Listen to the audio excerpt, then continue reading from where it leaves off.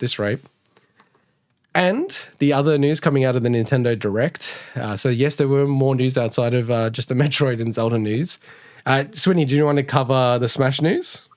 Yeah, so we had the next fighter announcement for Smash Bros. Ultimate, which is Kazuya Mishima from Tekken, which, while I won't say nobody predicted Kazuya, pretty much nobody. Still was shocking. Oh, look, and everyone's always been like, okay, like Sub-Zero, like the main, I guess, character from each. Yeah, the main character from the big fighting series, and Kazuya is like the main character of Tekken, generally speaking. So is he? Yeah, is he really? I'm not that familiar. Okay, yeah, it's him and the old dude. Yeah, so Kazuya and Hayachi are kind of like, they've always been like the main primary protagonists and antagonists going back to Tekken 1.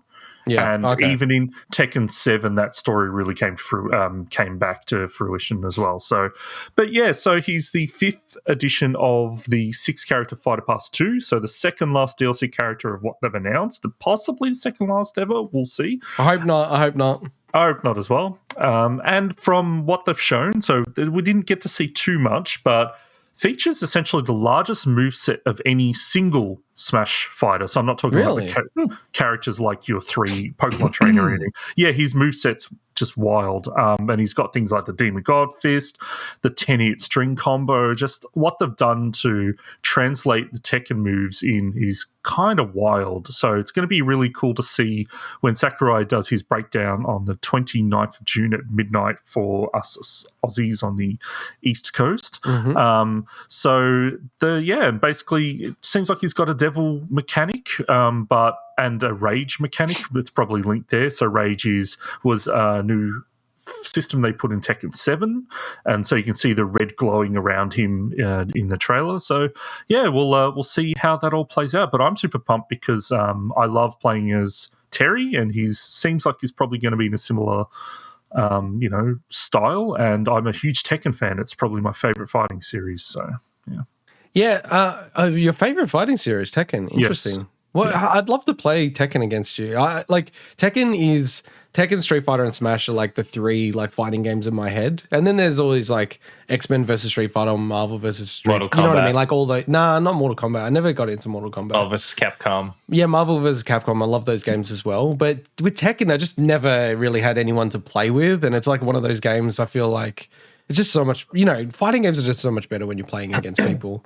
I'm very unfamiliar with Tekken. So I saw the character, I'm like, I don't even know who this dude is. So yeah, in saying that, the Tekken games have always been packed full of awesome single-player content as well. That's true. That's true. So the one because I was just looking through Tekken, it's quite interesting. There's only like 1 or 2 characters that have been in every single Tekken game, and one of them is King. It's like the Jaguar type character, wrestling character. So I would have known who that is if I saw that. Yeah, Kazuya missed out a couple because Jin kind of came into play. And that's why during our reveal, I'm like, Hayachi, because Hayachi's also known for throwing people into volcanoes. And then like Jin, I'm like, and I couldn't think of Kazuya's name, even though he is like the big Tekken character. Yeah. So off the top of my head, so yeah.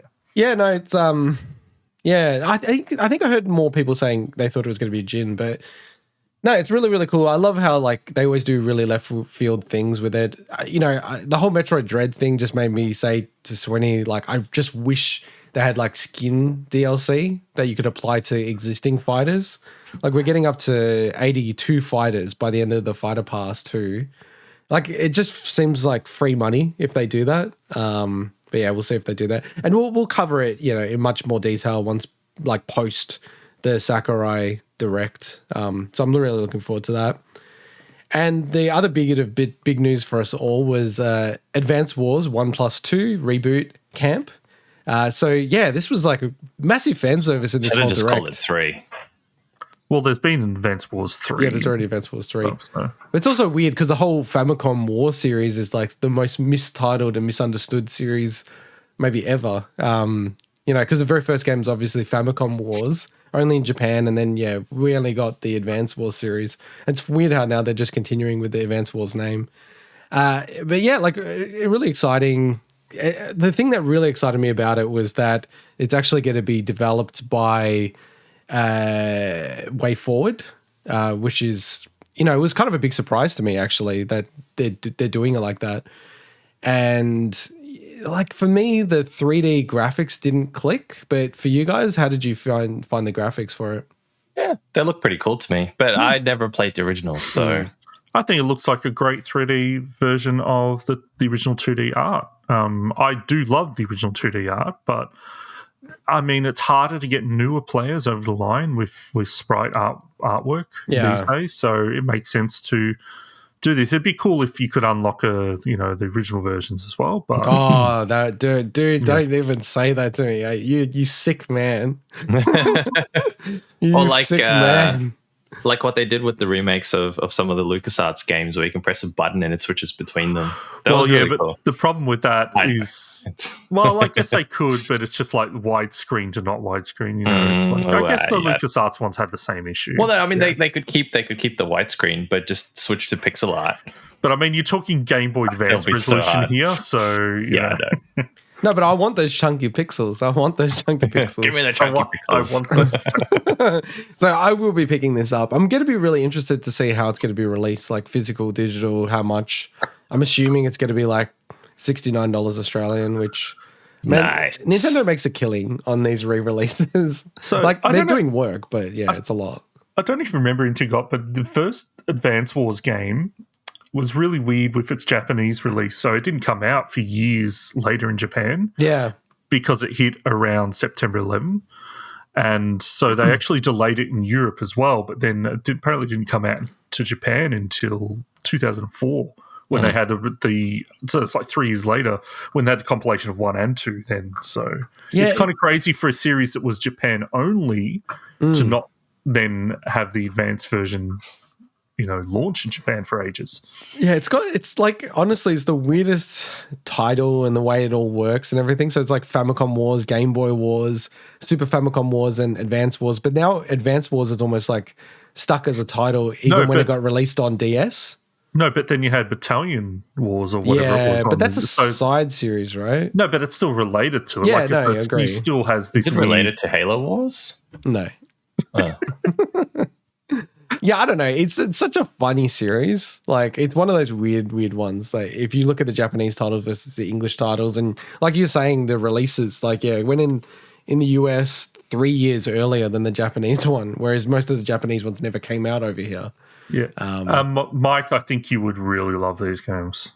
I really think you'd love these games. I love tactics games, and these are just like very pure tactics games, not a lot of fluff, which I know a lot of people don't like about the Fire Emblem series.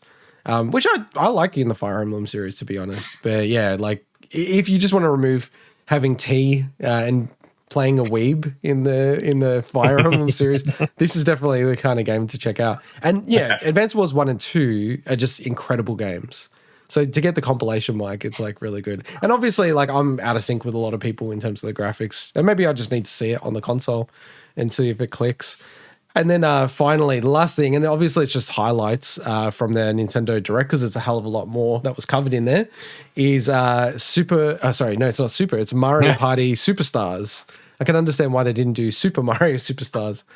But Mario Party Superstars. It looks very cool. Looks like I don't know, it just looks like the kind of Mario Party game that everyone thought they wanted, which was they've taken boards from the N64 games and mini games from the N64 series and have taken it to this series. And yeah, it's just awesome. Yeah, and do we know if the mini games are all from the 64 games? The boards are, but the mini games I'm not sure about.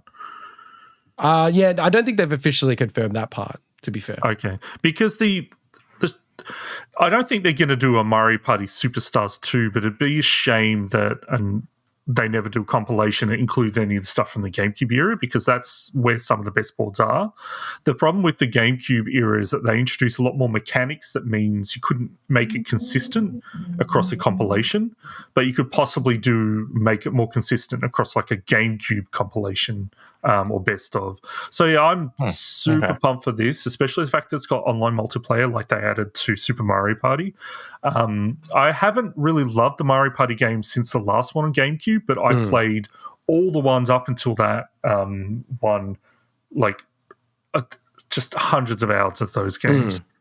So yeah, I'm really, really pumped. As long as I can convince other people to make sure they purchase it as well. And this is always the challenge with Nintendo, and I'm a Nintendo shill. We're gonna put that out there, but man, they just like their online and the way they do things.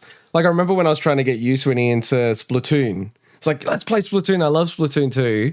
And then we join, and then you're like, all right, can we join a party or something? And then I'm like, oh no, it doesn't work like that. Sorry. We gotta join the game at the same time, and then we might be together, and then we might be on opposite teams or together, and it's just a cluster, right? And yeah, this would be really cool if it was like, just say, because my wife was interested in it. I'd like it if we both could play and then play online against you guys. You know what I mean? So it's like two people on our side.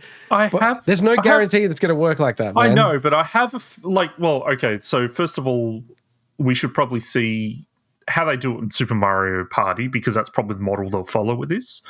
But to me, it wouldn't make sense to not do that, because the idea is it's a party. So if, it's like if you could have two local players and then two other online players, that would just be perfect, because then you've also got a couple can play against another couple. Yeah. Things like that. That's the way it should work. I think everyone thinks like that, but just Nintendo, man. Nintendo, there's just no guarantees they're going to do it like that. I mean, you look at how they treated Super Mario Party. So that's the game that's already on the Switch.